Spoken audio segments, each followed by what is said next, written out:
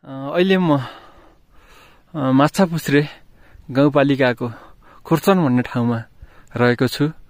हामी चाहिँ खुमै डाँडाको यात्रा तय गर्ने र कुर्चनमा गएर सनसाइन र माछापुछ्रे हिमाल हेर्ने उद्देश्यले हिजो मात्रै बिहान 6 बजे पोखराबाट यात्रा तय गरेका थियौं र हिजो नै हामी साँझ आएर खुमै डाँडामा बास बस्यौं र जुन यहाँ कुर्चनबाट देखिएको यो खुमै डाँडा हो र हामी आज बिहान 4 बजे उठेर खुमै डाँडाबाट कुर्चन तर्फको यात्रा तय गर्यौं।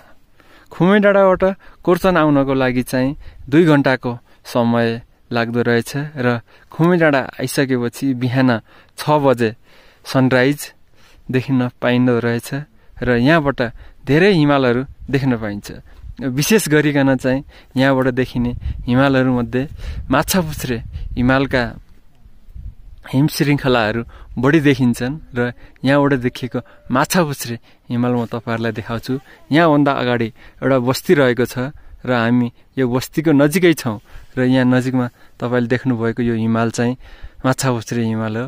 यो अत्यन्तै राम्रो छ, सुन्दर छ र यसको साइडमा लस्करै रहेका अरु हिमालहरू पनि देख्न सकिन्छ र यी सबै हिमालहरू चाहिँ बिहानको घामले अत्यन्तै टल्किएका छन्।